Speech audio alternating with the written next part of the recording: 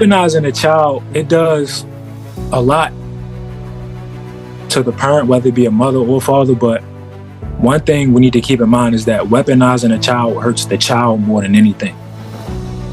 The guy moved on and the female have not moved on or whatever, there's still gonna be some type of hate there until they find another person. Once they find that other person, then it'll be a little bit more peace, because like, hey, well, you got your dude, and we could talk to the stepdad or whatever. So that we go to connection. Connection is the stories we tell others and the stories we live with others, right? So as a man, we have different roles. We're gonna talk about that a little bit later, but basically we need, like, we are not meant to live alone by ourselves, right? These kids don't get outside. I think that's not just the kids' problem, that's adults' problem too. My father was my superhero. My father was always active in my life up until he died. And certain things he told me, certain things he didn't have to, because of the way he lived his life.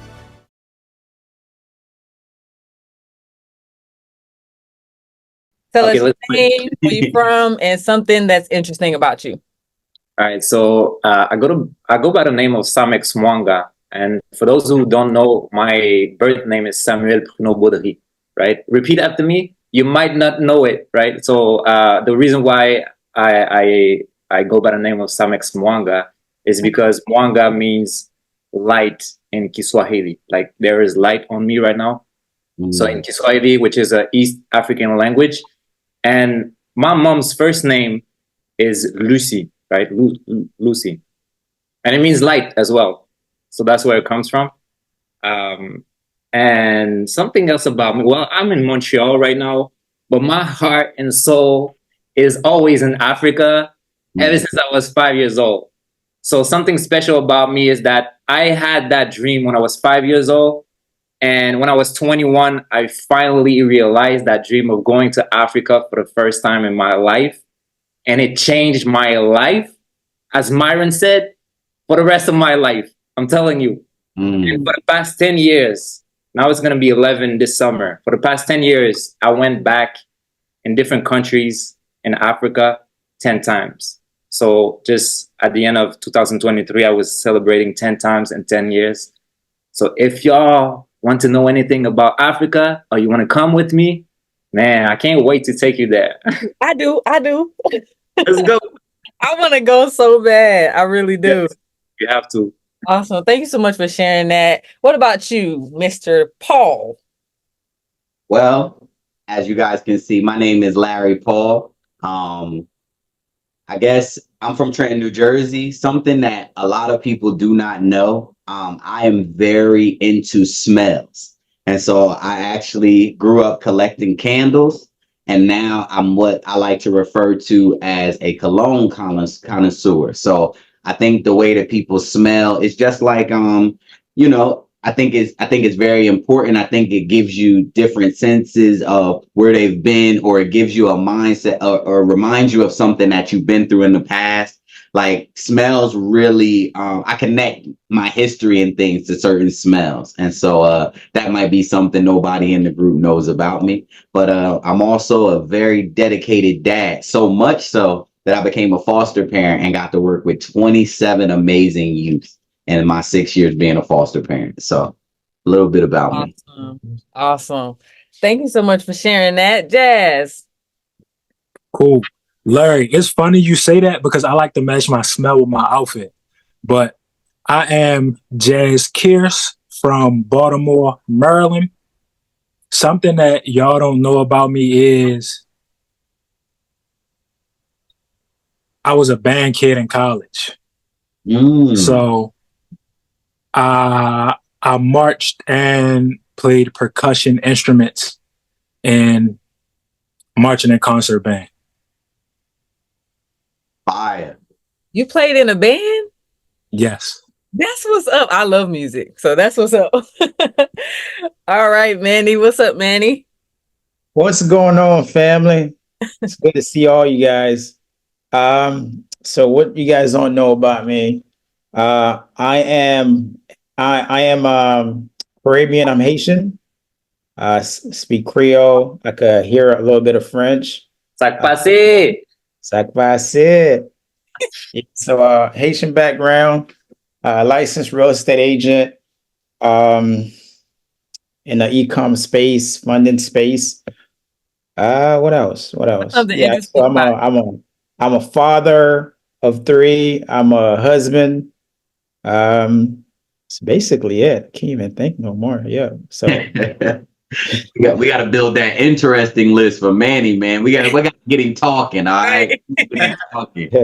Yeah, man. Well, as y'all know, like my thing is I wish we had more spaces like this where like men can just come and just let their not so much y'all hair down, but just be yourselves and just have conversations, and it be like a safe space.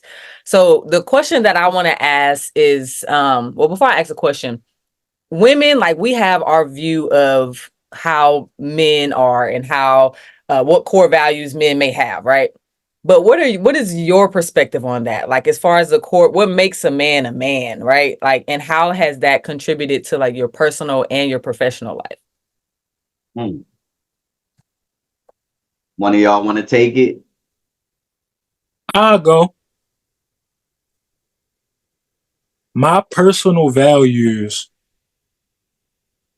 I value two things above all else. God first, family immediately after. Mm. When it comes to manhood, I feel like manhood is something that's represented throughout many aspects. I'll give you four: honesty, leadership, authenticity, and respect. I feel like these are four things as a man you not only look for, but live by. How does it affect me in my personal life? It's something that I have to keep at the forefront of my actions, from not only how I'm being perceived, but how I perceive myself and how I live with myself and my conscience and everything.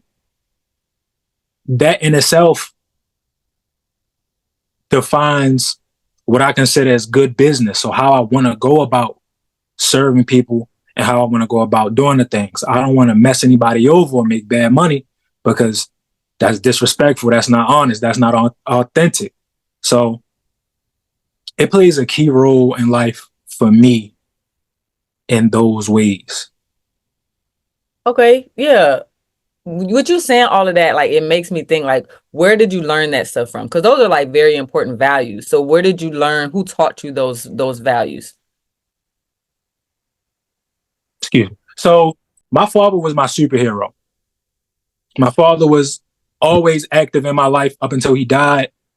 And certain things he told me, certain things he didn't have to, because of the way he lived his life. So I picked up a lot of things from, the game that he just sold, but also when you see somebody get mad because of a lack of something, you start to understand what's important that way. So when you're in a situation where you can see somebody's being disrespectful, somebody's lying, somebody's playing the backfield instead of leading, when you see that and how that stirs issues, then you start to realize, hey, instead of doing that, let's do the opposite. So let's be forward in all of these things. So, but yeah, my father and any of the men that's been in my village. Wow. That's amazing that Wow. you had that early on, like in your life, just to have those father figures, your dad and other figures in your life. Like that's amazing. And it shows too. It shows, Jazz, like you're so poised and you communicate so well, you know what I'm saying? So yeah, kudos to the men in your life that really installed that in you. I want to move right over to Sam. Sam, what is some manhood values that you basically connect with, and how has that contributed to your personal and your professional life?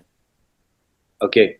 So thanks for that question. First of all, I think leadership is the core one, with another one of them that can really like bring them together under the same roof. I connect a lot with what Jazz just mentioned, the values that he just mentioned. But I believe that as men, and I'm gonna say that And I do believe that it's not limited to men, right? I also believe that there's no one size fit all in anything. So what I'm going to say is not necessarily going to be true for somebody else, right? But this is for me. And I believe that so many of us lose track of the pace of our life, right? We try to look at our neighbors and kind of like mimic or compare us to them. And so the impact of that is that we're not living our desired path, or the path that we're meant to live, right? So many people, so many men feel a sense of disconnection. Yeah. And I think the one value that brings the four that I'm going to share with you is connection, right? So when I say, I was talking about PACE earlier, and there's an acronym for that. So PACE goes with the P for purpose, A for adventure, C for connection, and E for empowerment. Mm. And the reason why connection brings them all together is that let's go through all of them, okay? Purpose. We have to connect with a sense of purpose. If we want to feel like we have meaning in life, we have to connect with that vision of ours, right? To feel like our work matters. Right. So that's the type of connection. That's the type of, I believe that everything is connection, but I believe that everything is stories as well. And so purpose is kind of like the stories we envision for our lives, right? The impact we want to make. So then after that, when we move to adventure, well, adventure is the stories we live, right? So we have to connect with our path of adventure. If we don't do that, we're going to miss out on our dreams. We all have dreams. Some of them are buried deep down inside. If we don't connect with that path of adventure, if I didn't go to Africa when I was 21, there would be something missing. Up to now, so much. But because I chose to live my path of adventure, it allowed me to develop as the man that I am right now. Mm-hmm. And that also opened up opportunities for me to take leadership positions at work. I had opportunities that came up as a result of accepting that path of adventure, right? So I became the leader that I am because of that, because I said yes to my dreams. Yeah. And so then after that, we go to connection. Connection is the stories we tell others and the stories we live with others, right? So as a man, we have different roles. We're going to talk about that a little bit later, but basically we need, like, we are not meant to live alone by ourselves, right? We are meant to connect with others, to share our values with others, to share our experiences with others. So that is the value of connection. And the last one is empowerment, right? We need to connect with our inner power. We all have something deep down inside, and too many of us, we forget that, and we kind of like hide ourselves from what's really inside of us. And so we have to connect with those stories we tell ourselves so that we can really become the leader of our life and live our best life, really. Yeah. Yeah, the common theme, like even with just you and Jazz, like I keep hearing y'all say leaders, and I know, Larry, you're like a amazing leader. But I'm curious to know, like, what is your take on that? Like, what is your view on manhood? My view on manhood, and I really try to keep it short so we can remember it, right? And so it's servant leadership, right? Because for me to be a leader, I have to surrender to the principles that God set as leadership, right? The man is supposed to be the head of the household. So I take leadership as an important role bestowed to me upon God, right? And so like that's why a lot of times it's at the forefront of everything that I do. And I've been influenced by great leaders, right? My father was in my life, is in my life still to this day. My mother had 5 brothers. So I had a lot of uncles who were entrepreneurs, who were respectful, but they all were married. And so I seen what a man does, right? And then my next core principle is humility. And what humility allows is it allows us to understand that the way that we are living is not the only correct way to live. Sometimes we get so caught up in our adventure, our journey, and good things happen for us. So we be like, oh, this is the way to do it. No, Jesus said there are many pathways to the house of my Father. So there are many different values and different ways that people live. Right. And lastly is vision. In order to be a leader, you have to have a vision that you see something place where you're leading people who are following you. I think it's irresponsible to try to be a leader without vision, because there's people behind you. Where are you taking them? Right. And so to me, those are the core values. Servant leadership, it's your vision, and having that humility to just understand you may be living the best way you know how, but that's not the only way to live. Yeah. Yeah, that's awesome. That's amazing. And just to hear you speak about vision, it made me think of Manny, because like Manny, you come up with these ideas and it's like you have a plan and you execute it, right? And so what is your take on manhood in your life, in your professional life and in your personal life?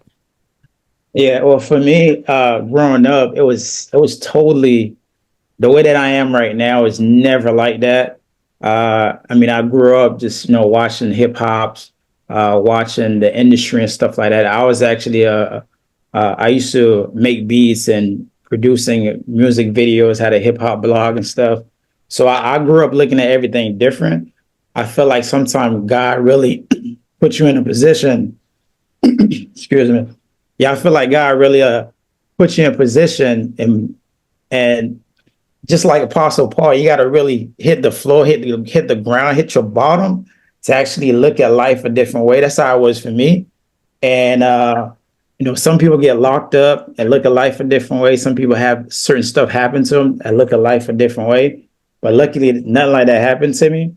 And I was able to step back and got into the Word, got into to Scripture, instead of looking at life how it's supposed to be. Because sometimes when you're around a whole bunch of group of people, you're just riding along and you're not thinking anything else. You're looking at everything how it is, and you feeling like that's how life supposed to be. What's a good example? Like young men's growing up, you listen to hip hop music. A lot of the stuff that's in there, I had to escape that, like pull myself back. I was telling Larry that I just stopped listening to that music for a long time so I could get my mind right. And then I could, once in a while listen to it again. Because growing up, if you're hearing the same thing over and over, you're thinking like you're going to normalize everything. Mm-hmm. You don't feel like it's okay to talk to girls a certain type of way, talk to females a certain type of way. And that's what the music really promote. And growing up, it really built a character out of certain people. You know what I'm saying? Certain dudes, it built a certain character out of you. And certain stuff got to happen in your life to really put you in a way where they start having humility. You start looking at life a different way. I got into Scripture, so I got closer to God. And I feel like that brings respect and leadership in a way in my household, vision to take action. Because when you become a man and you're responsible for, you got kids, you got a wife, you got bills to take care of. So, I mean, at the same time, you have fun at the same time. That's why I'm always about action, because we can't just sit there and tell the stories. We got to hit the ground and make things happen, because time's flying by. Next thing you know, your kids in high school. Next thing you know, your kids in middle school. Like, we can't sit back. That's why I'm all about action, because time just fly by. And my principle is really like respect, humility, which I learned to have. God humbled me in a way that I have so much humility now. Sometimes like I feel like it's way too much, because certain things I want to say I kind of like hold back, because it's so much. I feel like the God's spirit in a way kind of hold me in a way to kind of hold me down and grounded in a way that I can't do so much that I used to do. You know what I'm saying? I'm kind of reserving certain stuff. But, we all human. At times we just kind of flip. But, am I talking too much? No, it's good. Like, man, all of you are like really listen, I am not used to talking to like a group of men where you all have had so many good examples before you to teach you so many different things, right? So now like my question that comes up for me is like, what do you say to the kid that's growing up that doesn't have that father figure, that doesn't have any males in their life, and they're just out there trying to figure things out, trying to figure out how to be a man and how to have a relationship with a girl because they're being taught by their friends, all that stuff. Like, what do you say to them when they're growing up and they're experiencing so many things today? I think the first thing to me is really your surrounding. It's in business, it's in everything in life. Like, I feel like you could try to be whoever you want. Like, eventually, if you don't have the right surrounding of people around you, you're gonna fall back to the same spot. Same thing in business. You can start a business and have your goal and plan, but if you're surrounded by people that don't have that same mindset, you're gonna fall back to that same comfort zone, and you're not moving forward. The same thing with kids. Your kids around the wrong kids, and you don't know them like that, your kids end up doing what they do. Even though in your household you instruct your kid to be certain type of way, they'll have that in the back of their mind. But at the same time, as a young kid growing up, the other friends around you have more influence on your kid because they're around them every day. Even though what you instill in them probably be in the back of their mind, wouldn't do certain stuff. But I feel like the environment is really big. Yeah. I think those are great reasons. For me, like when I think I have a 4-year-old son, and I think about how am I going to go about, with him dating and getting into the work world. And one thing I think for younger people that adults should more so focus on, because we don't live in a world where we get to control people, right? But we can challenge people. And so for me, when I speak with young men, I tell them to earn it. Anything you want in life, you have to earn. And so I say stuff like, let's say you want a good job, right? To be able to take care of your household or just pay for nice things because you want a good life. You have to earn that good job. No employer owes you a job. Nobody has to bring you on to their company, because in order for me to work with you, you got to be somebody that I feel represents me, right? I also tell young men, I think you need to earn your girlfriend. I think it's so easy and so normalized in American culture where we just say, oh, that's my girlfriend, that's my boyfriend, and then you got two people dating. But when you're boyfriend and girlfriend, you're preparing for marriage. So let's talk about it. So if you're married, how are you going to take your girlfriend out on dates? How are you going to provide for her if you were to get this woman pregnant, right? You have to earn these levels of being a hood, right? Whether that's manhood, fatherhood, just anything that you have to be a part of, even husbandhood, right? Like, you have to earn those titles. And so to me, that is how I found the most success. And this is actually what was broken down to me. You don't get to just be a leader, right? That's earned based on the knowledge and the confidence you have to take people where you think everybody should go, right? And so earning it is probably my principal foundation for younger people getting into stuff. And you'll be surprised, man. They'll put limits on themselves once you say earn it that you never could by just telling them don't do this.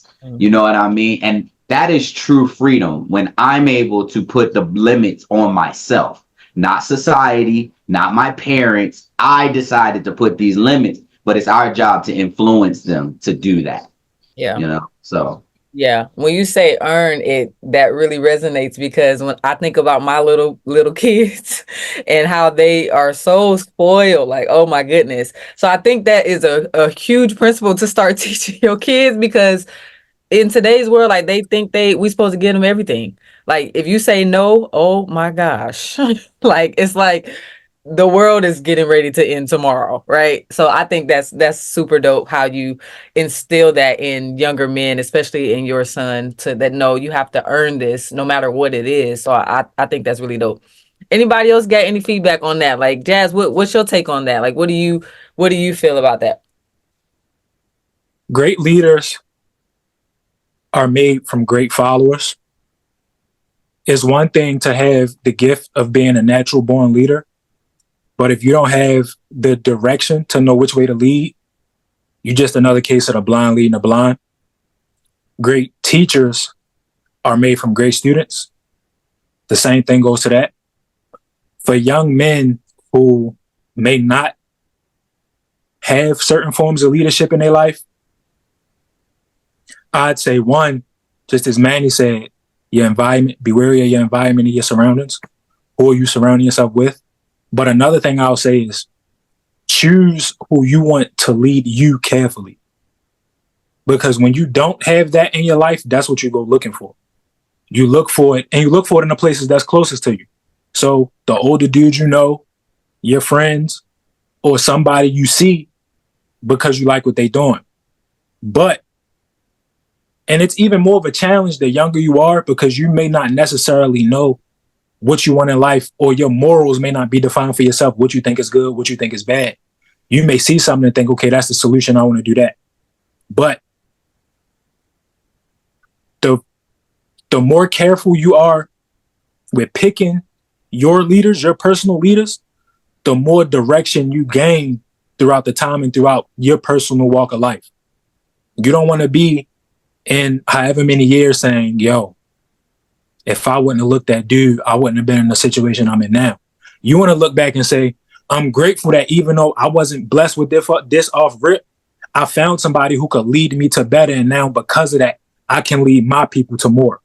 So it's natural for you to want to be led, and it's something you're going to look for instinctively. Use your mind to find great leaders and people you want to emulate. Yeah. I love that so much. And what I'm about to say is aligned with that. If I grew up without a father, the question that you're asking, Mari, is like, what would you say to somebody who grew up without a father, right? And if I grew up without a father, what I wish somebody would tell me as young as possible is observe and learn. So Larry was talking about you got to earn. And for me, it would be to observe and learn. And the thing is, I think too many times, whether we have fathers or not, whether we have parents or not, present in our life, too many times we just follow the crowd, right? And that one advice can change everything. Observe. It's really about questioning the ways that we're used to operate in, right? And there are so many ways to question. And if somebody were to tell me that, if I didn't grow up without a father, at least I would have the keys to direct myself towards the right kind of person who can lead me, the right kind of person who can play as a role model in my life.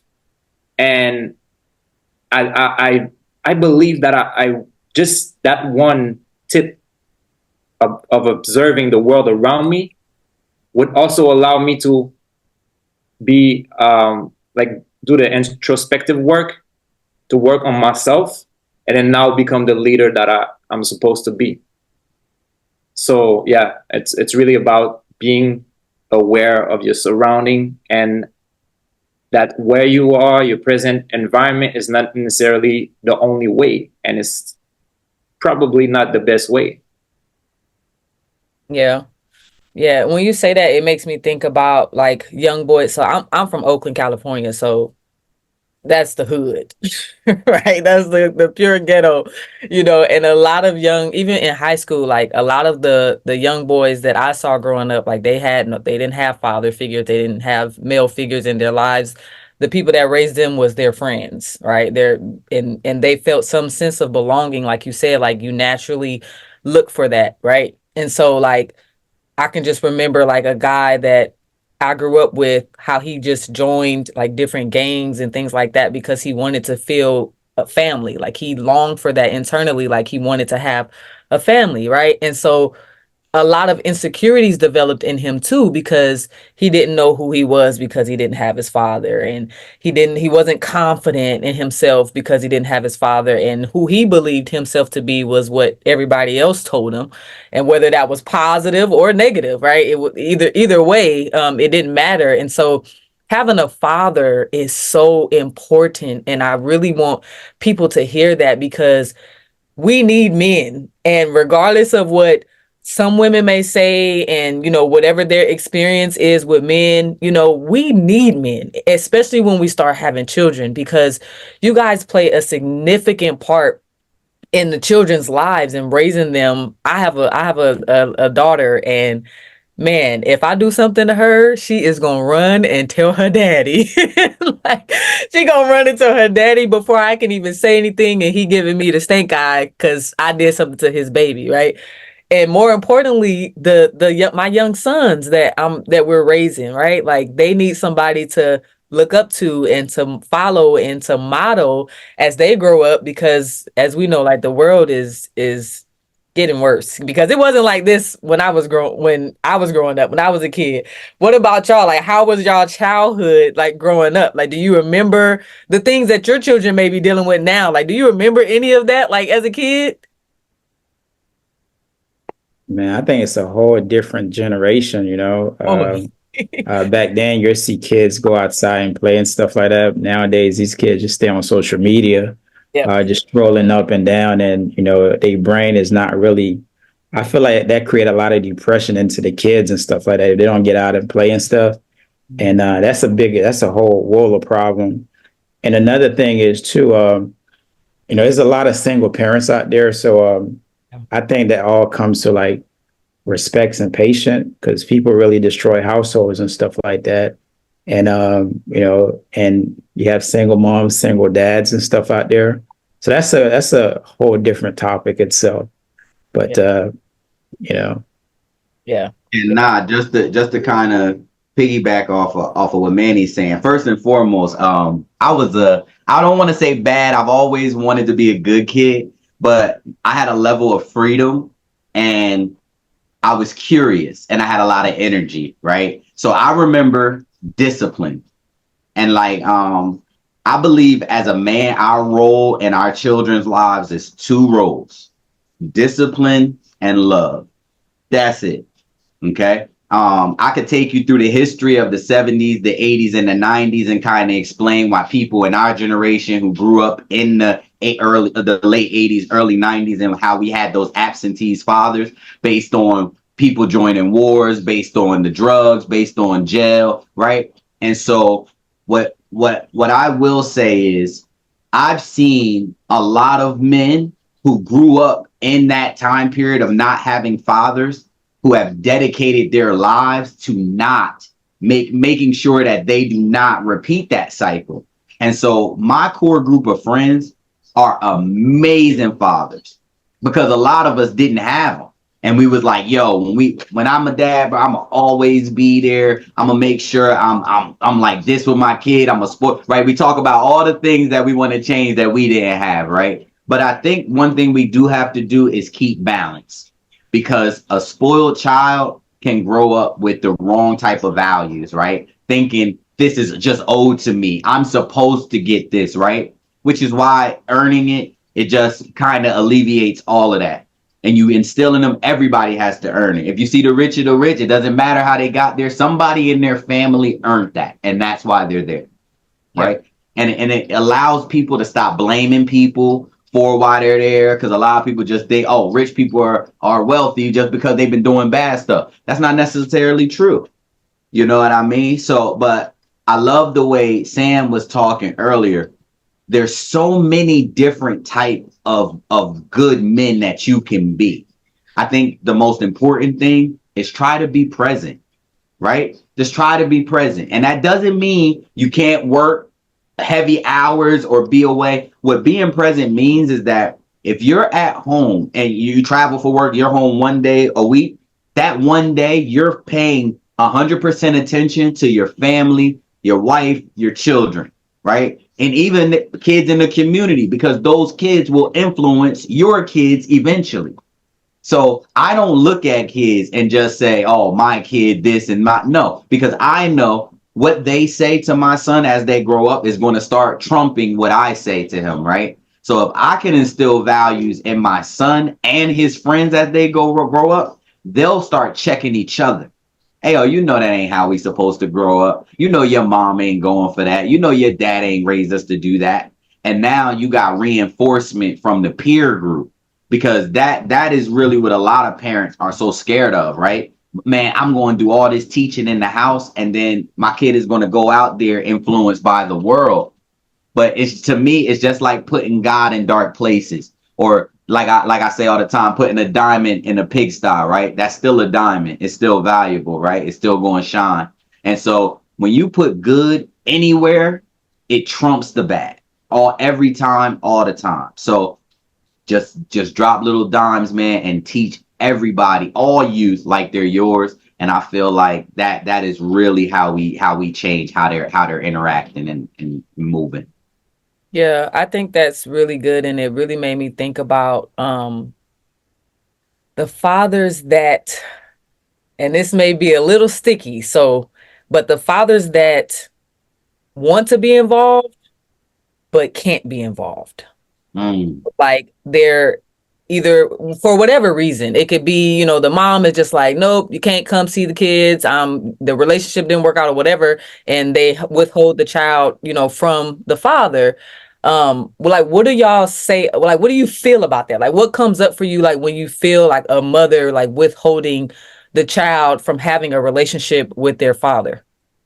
Yeah, I think that really due towards the female's anger most of the time, the mother that does that.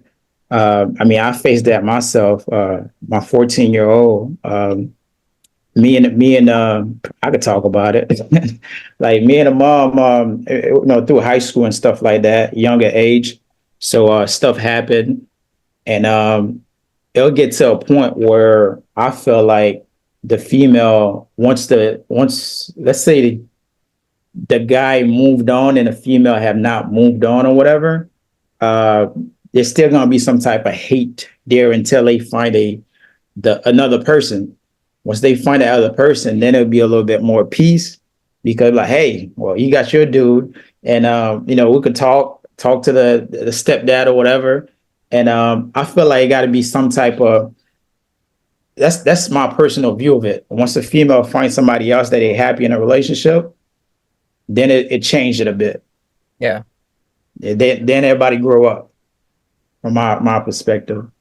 Yeah. And I like what you add at the end, because it's that topic in itself. We could talk a whole day about that, because everybody's different. So everybody, like, just approaching that topic right there, like the mom withholding the child, we can have like so many cases of different aspect of it and different ways of dealing with it, right? Some people, they're good with it, right?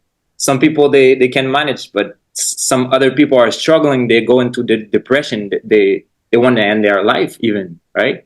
I have a friend who been through that moment, and it was a hard time. I was there for him, and he was telling me, I could only imagine, but I never want that for any father in this world, especially a father who wants to be present. Yeah. Yeah. Weaponizing a child. Go ahead, Manny. No, go ahead. I feel like I talk too much. You good. Yeah. Weaponizing a child, it does a lot to the parent, whether it be a mother or father. But one thing we need to keep in mind is that weaponizing a child hurts the child more than anything. When you become a parent, some people may not realize this for whatever reason, whether it's their emotions, their age, their maturity, it doesn't matter though. When you have a child, we got to do whatever we got to do for the best of them kids. And when you let your feelings get in the way of your judgment when it comes to your child, that's where a different type of line has to be drawn. I don't really think, especially if you want to be in your child's life, I don't think there's much of any reasons why you shouldn't have access to your child unless you aren't of the specific character to be able to take care of a child. Now, if you out here playing foul, that's a different story. Right. That's when we gotta get in the court and custodies and all that. But let's just say for this sake, everything good. That's a no. Yeah. Amari just opened a fire there, boy. Nah, that's what you call a great question. But you know, I would take it a little different approach, right? Because you know, I feel like from a man perspective, we could blame both sides all day. But at the end of the day, it's one word that really sums up all the issues, and it's communication. When you know how to communicate, you're able to overcome any obstacle. I think I was talking to a friend this earlier, but if you do a study of history, every war that was ever ended with a conversation and signing doctrine. It didn't end through the fighting, through the war. Communication is how, if you and your baby mother or your baby father do have a bad relationship, communication is how you're going to build it up and be able to co-parent respectfully, right? If you and your lady are close to ending your relationship, communication is the thing that's going to bring that back, right? Communication, being able to explain what you mean versus what they heard. Because in the English language, almost every word has 4 definitions. And the difference between what I think a word means and how I'm interpreting it is how I think you feel and how I feel. So I could say something to you and I could be 100% positive, although we're disagreeing. But because we're disagreeing, you're taking these same exact words and thinking I'm saying something negative, right? And so this is how people can get in full-blown arguments and then be like, well, you just said this. And then they be like, I did not say that. That's not what I said. Right. Well, technically, you kind of did, right? Because I get to choose what I heard when you use the words you use, right? But a way that I found to kind of get out that fight is the person speaking dictates what the words mean.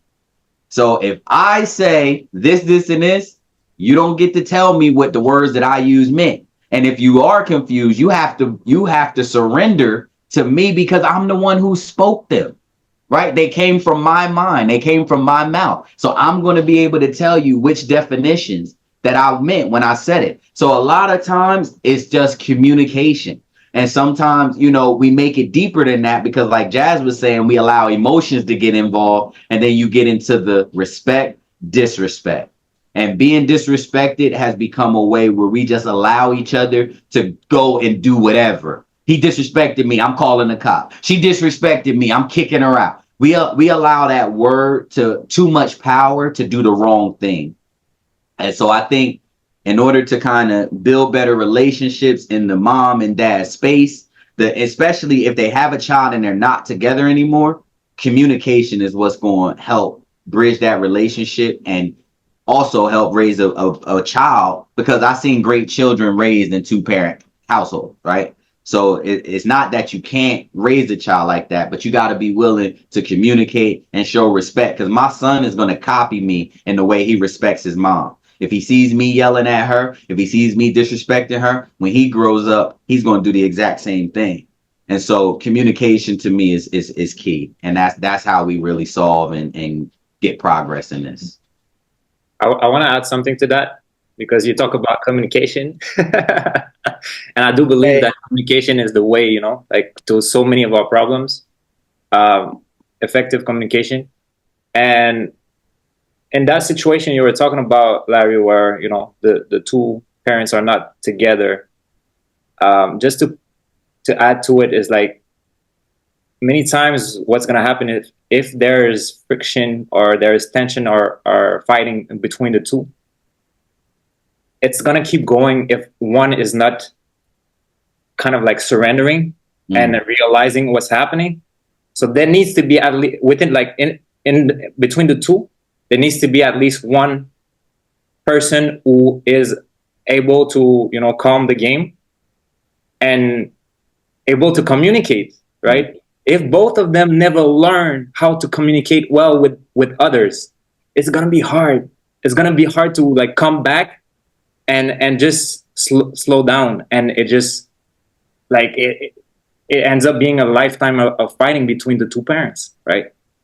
If you have one, at least one, who is ready to like take a moment to have a discussion, that's leadership, right? If you have at least one leader between those parents, then you have possibilities open up, and now we can say like, okay, you know what just happened right now, I think it cannot keep going like that, so let's have a discussion together. Sometimes it's going to be hard, you know, because there's some things that were told in the past that can hurt, but that person, that at least one parent, needs to forget all of that and see what's good for the betterment of the child's life, or from the present onward. Yeah, You just said something. He just said something that's really important. Vulnerability. Vulnerability. Somebody has to be vulnerable enough to say, you know what, I really may want to be with you, but we're not going to be together no more. And that's going to hurt my feelings, but I want to be able to talk to you. Right. And so saying, being the master on communication, I think is very important. Communication won't work if neither of us are willing to be vulnerable enough to take that first step to say, okay, truce, I don't want to fight. Let's just make it about this. Right. Because they could say, I want to fight still. Right. And so now you at the mercy of that. But again, it's about having that wisdom to understand you're not going to get nowhere that way. And you just have to keep coming at it. You know what I mean? And so I love that. Be vulnerable, people, and your relationships will go further. Yeah, I would say maturity too, because women, sometimes when we are head over heels and in love and it don't work out and we done had a child with you and now you're gone, like we're upset, and it takes a mature man, because we can hit below the belt. Okay, like we can say some things that can really hurt. And if you're not a mature man and all the other things, you're not vulnerable and you're not able to communicate, that could get ugly like super, super quick. So I think being mature too, and knowing that, okay, I'm not going to have a conversation with her by myself because I know how that's going to go. Like I'm not going to set myself up to end up in a bad situation because I know she's going to call the cops on me. Right?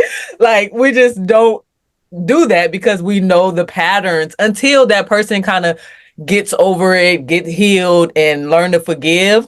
Exactly. I feel like as men, like y'all know I'm not a man, but like for y'all, like don't set yourselves up, or for the people that's watching, don't set yourself up when you know a situation or you know the outcome because of the relationship that you've built and had with this woman, and you know she's hurt.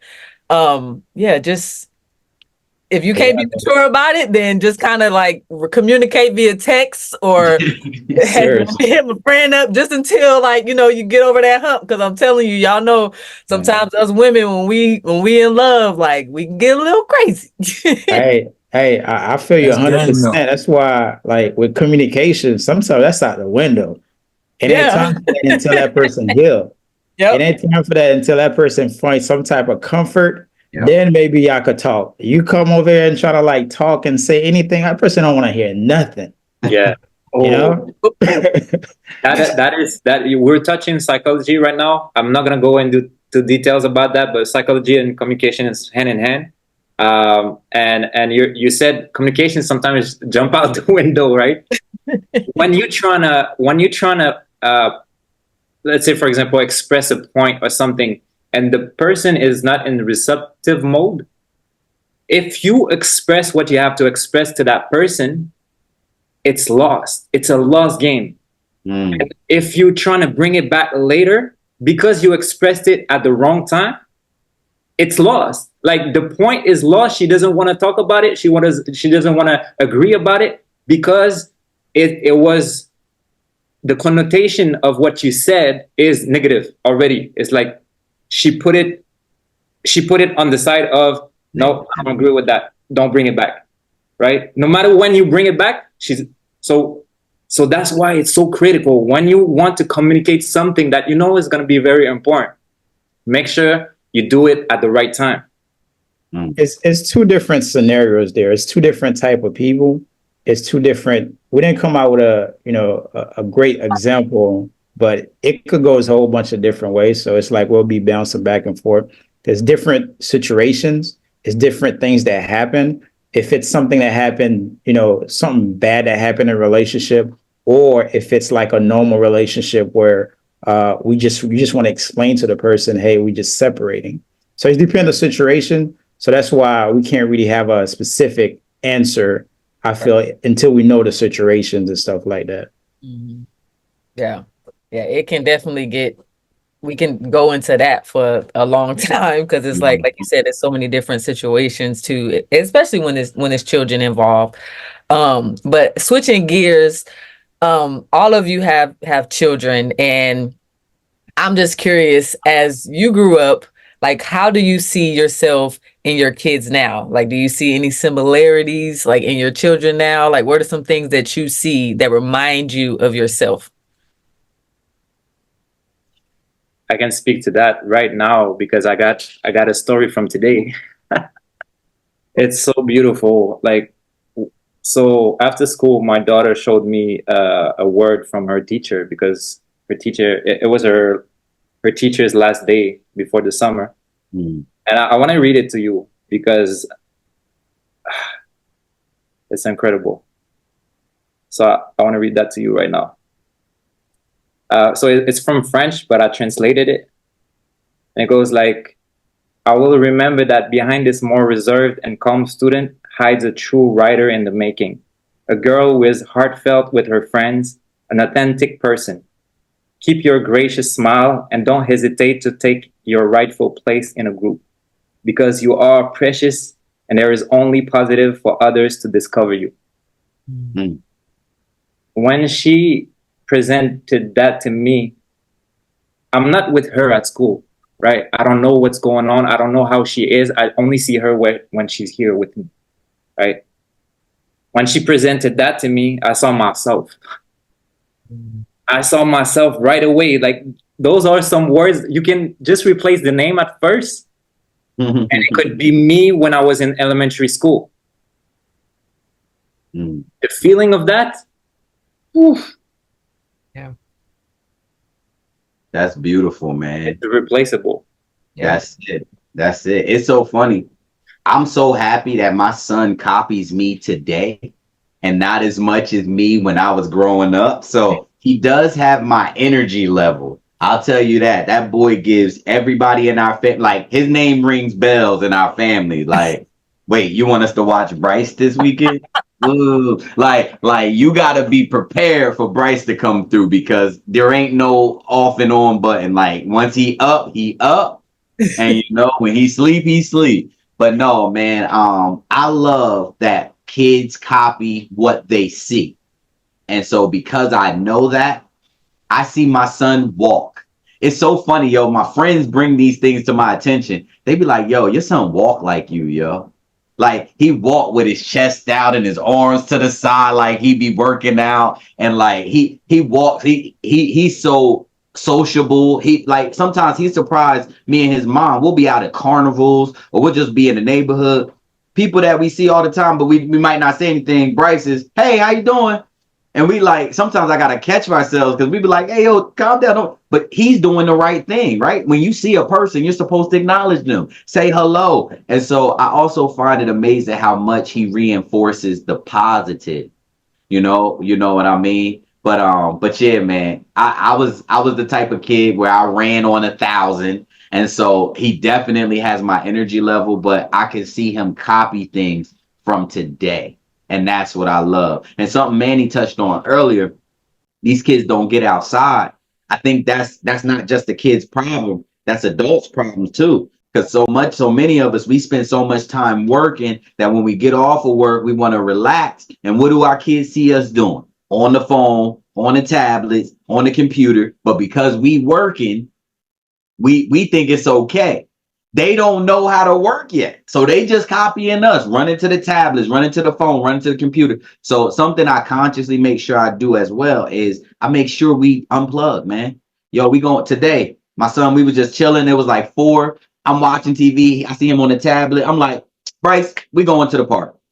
We going to the park. And we went out there, ran into another little girl. Her and him was playing like crazy. I'm just sitting there, just watching him make friends, be sociable and stuff like that. I also seen him realize he was young today, because a kid that was like 7 called him a baby. And he was like, baby, like, oh, I am. He was like, Dad, we walking home. He's like, Dad, Bryce little. And that's the first time he ever said that. And I was like, yeah, man, you are, man. You're only 4. You gotta grow up a bit. And so just seeing the awareness, man, is genius level awareness, man. It's crazy. Yeah. Jazz, I know you have a 5-month-old, 5 months, right? Yes. And so I don't know if you're seeing like anything just yet, but like what would you say you want your child to get from you or to pick up from you? Okay, got you. Well, first off, she only 5 months, but this a baby thing, but the girl can eat. And I know for a fact she got that from me. I don't know who else she would have got it from, but she eat like she my age. I'm gonna be like, yo, yeah. I look at her and be like, she gonna fit in. She gonna fit in. She eat, she hyper, she goofy. It could be the middle of the night. She what's the word? I think the word coddling, cooing, but whatever. She's singing, she talking, she doing all that. So hey, She got me it. and her mother, she got it from somebody. I want her to get what I really want is I want her to be confident and comfortable in being a child. Even when she grow up, when she get to the point where she's a young adult, a grown woman, I want her to understand that as an adult, you don't gotta be stiff. You don't gotta be boring. You don't gotta be what society like to paint the picture of adults to be. You could be whatever it is you want to be, and you can do it your way. That's where she'll find her power at. Yeah. And I want her to keep that laugh, because the laugh, it melt the heart every time. I'll be like, damn, I want to cry. Oh, She gotta keep the laugh. yeah. That's beautiful. That's beautiful. What about you, Manny? Yeah, so I say probably my daughter.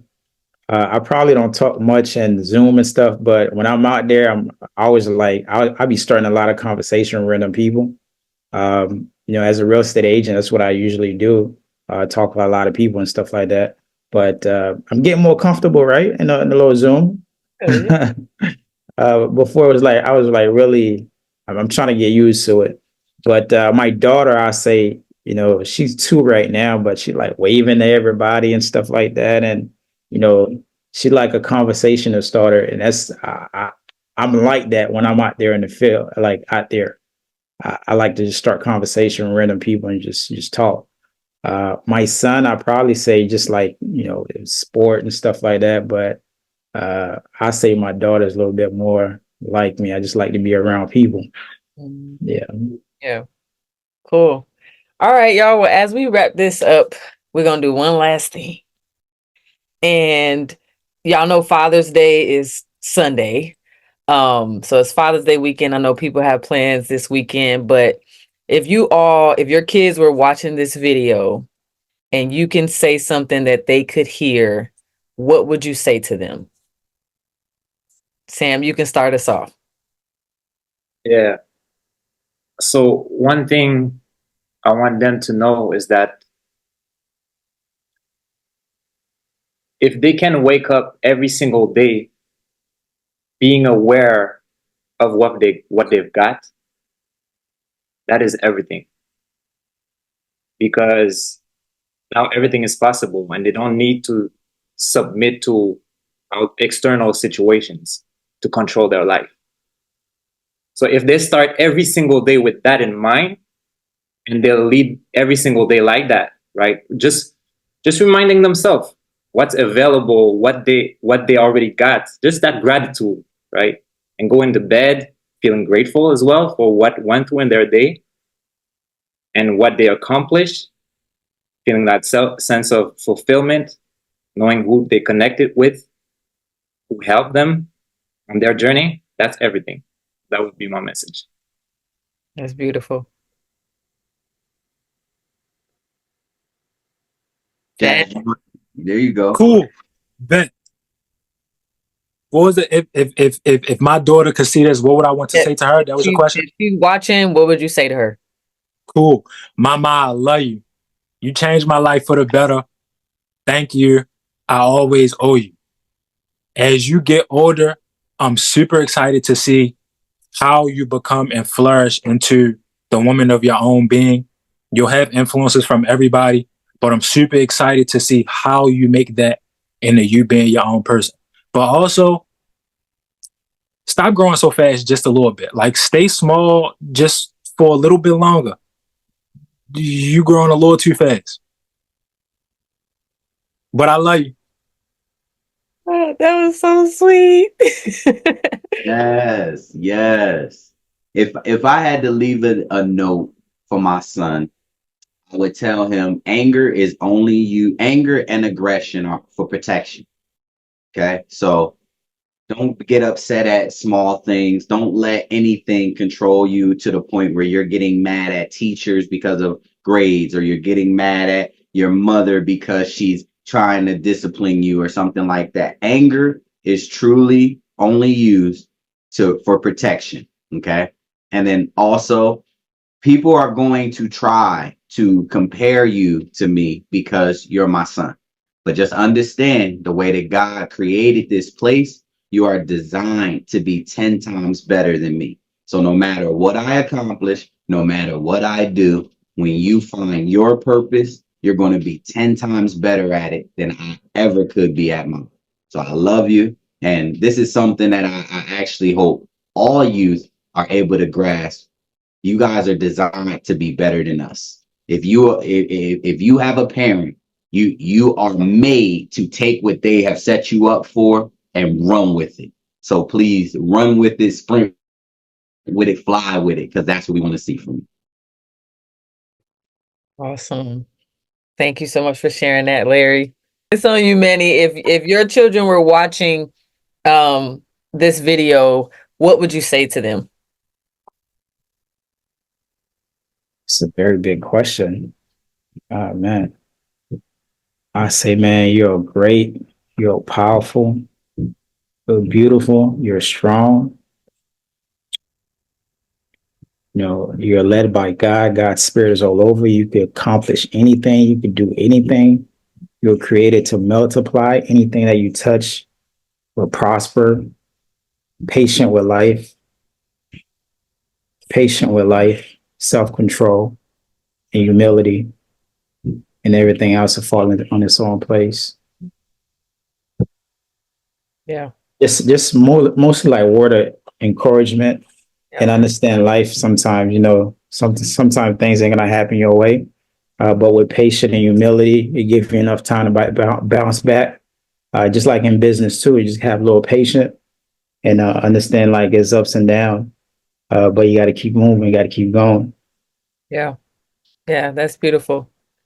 And I just want to say to anybody that's watching this that, and we haven't even touched on this, but anybody who has lost a father, and Father's Day is coming up for you, our hearts are with you, our prayers are with you, and really take hold to what everybody has said here today. And I just want to thank each and every one of you for joining this podcast today. I want to say happy Father's Day to you all and to everybody that's watching. You all are some amazing fathers, and I'm honored to just know you and just to be able to have conversations with great men. It's amazing. It's an amazing thing. And so as a woman, I speak on behalf of all women. I say we appreciate you and we need you. We need you. So y'all, Happy Father's Day. Happy Father's Day. Happy Father's Day.